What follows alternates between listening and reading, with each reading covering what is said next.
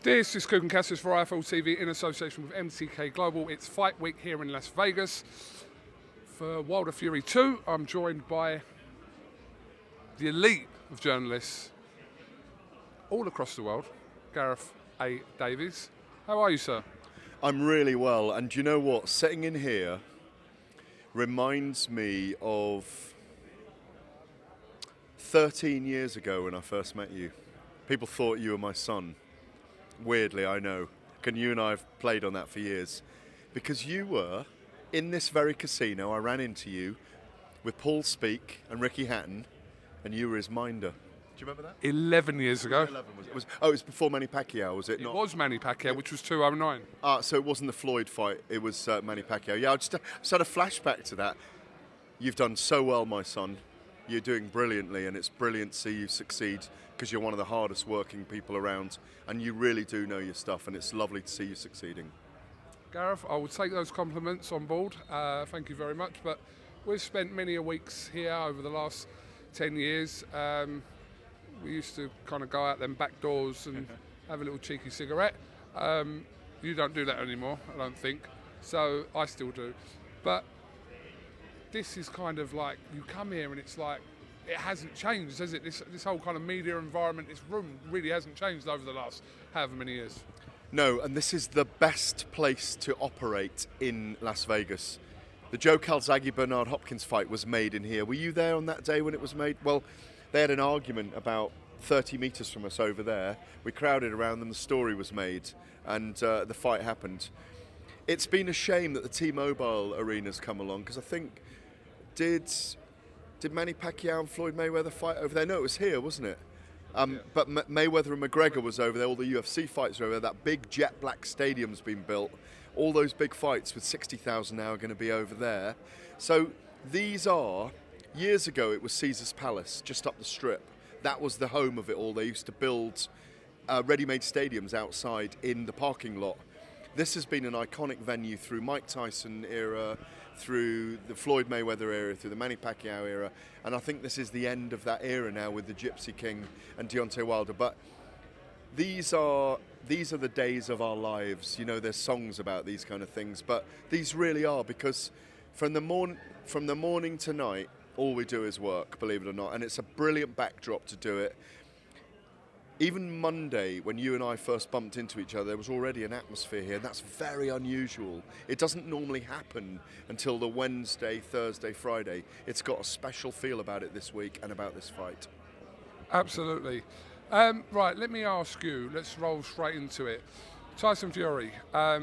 We heard Eddie Hearn say some comments on TalkSport that he's now changed his mind about who he thinks is going to win the fight, based on some things that he's heard regarding the Fury camp. Do you know anything about this? Because no one seems to be able to elaborate on what he was actually talking about.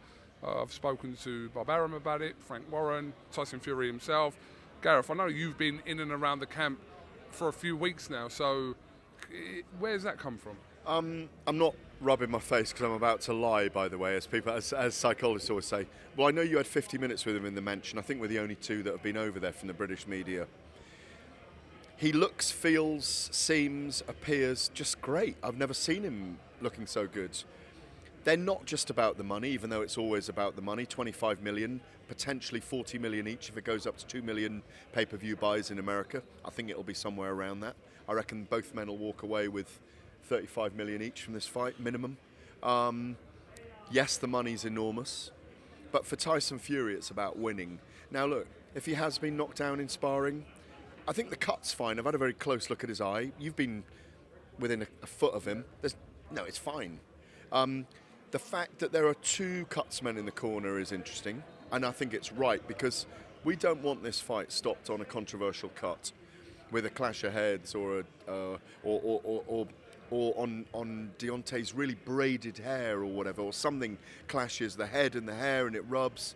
So I understand why they got Jorge Cepatillo and the legendary Jacob Stitch Duran in the corner as well. That was unusual. I've been around Shane and Huey, his brothers, but they're always edgy around. Do you know what I mean? They've got an edge about them. Christian Blacklock is strength and conditioning guy. seems really happy. Tim Alcock, his logistics guy, seems really happy with everything. Tyson himself has been bouncing around doing interviews everywhere. He's open-armed. I don't think there's a lot to hide. He might have been caught by right hands in sparring, but I'm not hearing anything underhand that's gone on. I mean, I throw it back to you. I mean, do you hear anything? No, and when you spend, time around the camp and you kind of see how it's been with, and Sugar Hill as well, I kind of think, well, this is kind of, despite the magnitude of the fight, this is like how they are for every fight and how relaxed Tyson is around, because he's there with his immediate family and friends all the way through kind of camp. So I haven't picked up on anything to suggest that the camp didn't go well. But I think if anyone knew, we would know. And if there is something, they're not going to tell us anyway. They're not. If he's broken a couple of toes or whatever, they're not going to tell us. And you know what? Fury won't tell us either. He won't tell us if he's perforated an eardrum. He won't tell us if he's cracked ribs. Carl Froch went into the fight with Jean Pascal in 2008. Tyson Fury's debut that night, by the way, in Nottingham it was, with broken ribs and perforated eardrum. He banged with Pascal for 12 rounds. Remember that fight? Carl told us about 2 years later, Tyson Fury's the same kind of hard man. He's going to go in there and deliver. I think what I have liked to see from him, just to change subject slightly, is very salient, very germane, was him saying at the press conference on Wednesday this week that Deontay Wilder is a bully as a fighter. He's an on-top fighter, and he's going to get on top of him. And it's really brought a lot of analysis from people that know their boxing to saying if he can time him and get his right lead away and get his left uppercut and his left hook away on Deontay, that he may be able to break Deontay Wilder. Although I was there at the Ortiz fight when he had kittens in that first fight with Ortiz, and for me, Wilder's got massive cojones as well, and the self-belief that runs very deep in his dark blood. I mean, when I say that, I mean dark fighting blood, his DNA fighting blood. I don't mean about colour. I love Deontay Wilder. If Deontay was in Britain, I don't know if you agree with me, Cougs, that we would have turned him into a big star. And I don't say we would have turned him. We would have gone after him and after him and after him, spent time with him, around him, and just shown what we see of him. He's an amazing character, amazing father, turns the switch. If we had a knockout artist like that in the UK, he'd be as big as Anthony Joshua. End of. it's interesting because I think both their personalities have complemented each other all the way through this build-up, and we know it's a bit brash and a little bit loud and a little bit like it was today, WWE, but I mean, the personalities of these guys, we're going to expect that. So, but what really matters is what happens on Saturday night, and I think we're going to get a dramatic night, if anything else. Yeah, it's definitely going to be dramatic. It's one of those fights where you cannot predict the outcome. It could be stopped on cuts. Either man could be knocked out. I don't think Deontay wins on points. That's the only thing I won't see. But it's famous last words, because you never know. He could pull out an amazing jab all night, which he did against Bermain Stavern, and you just never know in boxing. All right, let me ask you one question. What's more likely, or unlikely, shall I say, a Wilder points win or a Fury knockout? A Wilder points win. Fury is capable of stopping anyone in the heavyweight division. It's about him timing his punches. Deontay Wilder's often off balance. I've seen him in his own gym throw his body off balance with his right hand. There's check hooks there, the left check hook for Tyson Fury. Look at that one as well, because Deontay falls over when he throws punches as well. Remember what Ali did to Foreman in the Rumble in the Jungle? He's got we might even see Tyson Fury do the shuffle on Saturday night. You know what he's like. Expect the unexpected. The unpredictability of Tyson Fury is what got into the craw of Vladimir Klitschko all those years ago in Dusseldorf. And I do think, even when I've seen the two men together, Deontay has taken the policy of talking over Tyson all the time so he doesn't have to take anything in. Because Fury's ready to go, like he says. He'll fight like he brushes his teeth in the morning or takes off his shirt to have the old fair fight. It's amazing. It's great to be here. It's so hard to pick a winner. I'm everyone watches this knows that he calls me Russell Crowe, and we're both close to Tyson Fury in as much as we get access, and access is an amazing thing, but it's built on trust over years and years and years. Equally, going to Alabama to see Deontay Wilder, such an impressive individual. I kind of hope we get a trilogy fight. I hope we get a fight that really goes to the wire again. Maybe Wilder wins it just, and then they go, well, look, we all know that Fury won the first fight by 3 or 4 rounds. Let's just do a third one. And even Wilder and his people maybe accept at that point that Fury won. But long may it continue. The king is dead. Long live the king. Lovely. Gareth, how likely or I thought unlikely... that was the end. No, absolutely not. No, I'm going to use you like a... Anyway, Gareth, how likely or unlikely that... Ford Cortina. I was going to say a cheap prostitute, but we'll go with your analogy. Listen, I will never ever stand for being called a cheap prostitute, yeah? You're very expensive, I know. Gareth, how unlikely or likely is it that we'll see a similar situation where Fury will have to pick himself up off the canvas? It wouldn't surprise me to see him down on the canvas. It wouldn't surprise me to see Wilder down either, by the way. This is going to be a fight where anything could happen. It could be over in 2 rounds. It could be a Hagler-Hearns, a 3-round slugfest, with Fury deciding that he's earning enough from this, he can take the gamble, he doesn't want to be in there a long time, they're worried about the eye being cut, and that they say, no, we've worked out how we're going to make the adjustments here, we've seen our ins, and, that's why Ben Davison isn't in the camp anymore. Yes, he walked away, he and Tyson split, but they had a particular policy straight after the fight where Tyson thought, you know what, I could have hit that guy more than I did. I could have hit him more without exposing myself. That's what he's got to do. He's spoken to you off the record or on the record. He's not going to go out there and go gung-ho, throwing punches everywhere. He's going to do it in an educated manner. He's looking for the performance of his career. And that means timing, feinting, but timing Deontay Wilder and bringing him onto punches. But if we see a cagier Deontay Wilder this time, inching forward, rather like he did against Luis Ortiz, throwing less punches, being more economical, and I'm hearing that from the camp as well, we might get a real chess match. And we could be 7 rounds in with Tyson 6 up, where we're going, don't change anything here, Tyson. Biting our nails for the last 4 rounds, going, hold him, grab, move. You're 5 rounds ahead, you're 6 rounds, you're 7 rounds ahead. And Wilder getting wilder and wilder, The bronze bomber trying to load up with those bombs.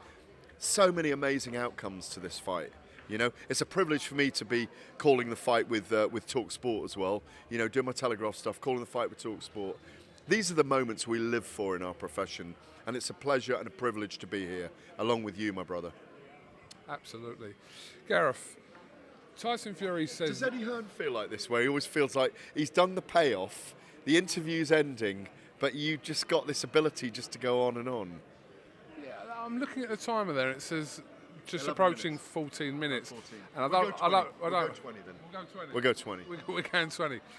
Tyson Fury says that he doesn't need to fight Anthony Joshua in order for him to be recognised if he beats Wilder as the #1 heavyweight. Is there an argument, though, until Wilder or Fury have fought Anthony Joshua, it's subjective, shall we say, whether you can claim to be the #1 heavyweight on the planet? And I think all 3 have got a strong case. No, look, I think the era would be incomplete if Anthony Joshua doesn't fight both men. He deserves that opportunity. He's the 4-year generation after them, isn't he? He's the Olympic gold medalist from 2012. They were 2008 turnovers. So he's almost slightly the next generation, even though he's a similar age. No, he's got to fight both of them. They've got to fight him. And why wouldn't they? There is so much cash. It's a cash-rich fight, either of those fights. Fury and Joshua, Wilder and Joshua. But does the winner from Saturday night stake claim to being, until they're fought, do they stake claim to being the #1 heavyweight, despite Joshua having 3 of the other belts? In my view, Tyson Fury is the #1 heavyweight in the world. For me, he beat Deontay Wilder by 3 rounds. I think I scored it 113, 110, but you could have easily scored it 114, 110. Fury is the #1 heavyweight right now in the world. what would he have done with Andy Ruiz? Are you telling me that Andy Ruiz would beat Tyson Fury?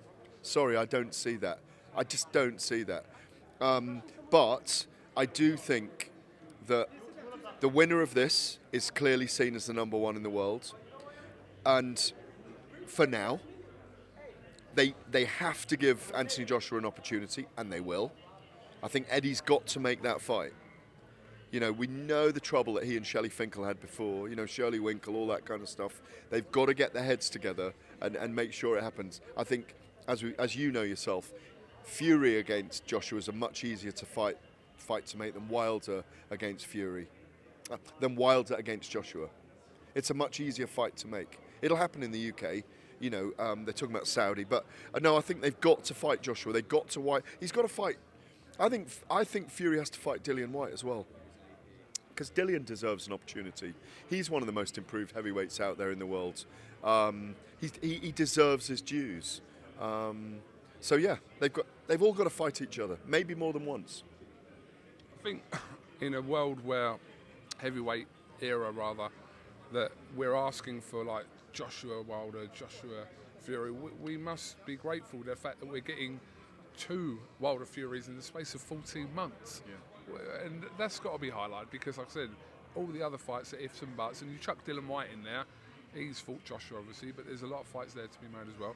But we're seeing 2 of the best, or if not the best, fighting each other within 14 months twice. Why did Deontay Wilder never fight Vladimir Klitschko? That's a big question for me. Why did they never fight? Great fight. 5-6 years ago. Why did they never fight? Tyson Fury, the Gypsy King, is the catalyst for the exponential growth of the heavyweight division in terms of boxing ability. Anthony Joshua is the catalyst as the major star and cash cow for the division. He's still a massive star. His stock has fallen with the likes of Bob Arum and Frank Warren, some of these guys who feel that Andy Ruiz exposed him. But when big heavyweights have a bogeyman who's a littler guy, it's very hard for them to get through that guy. I thought he did brilliantly in Saudi. I think he did the right thing. I think he outboxed him, but he did look vulnerable in the exchanges. I think it's different when he fights a guy who's bigger and he's punching straight, and that's why I think we've got to see him against these 2 other guys. I think it's a shootout against Wilder, and I think Fury outboxes him. 3 days to go. 3 more sleeps, as we say.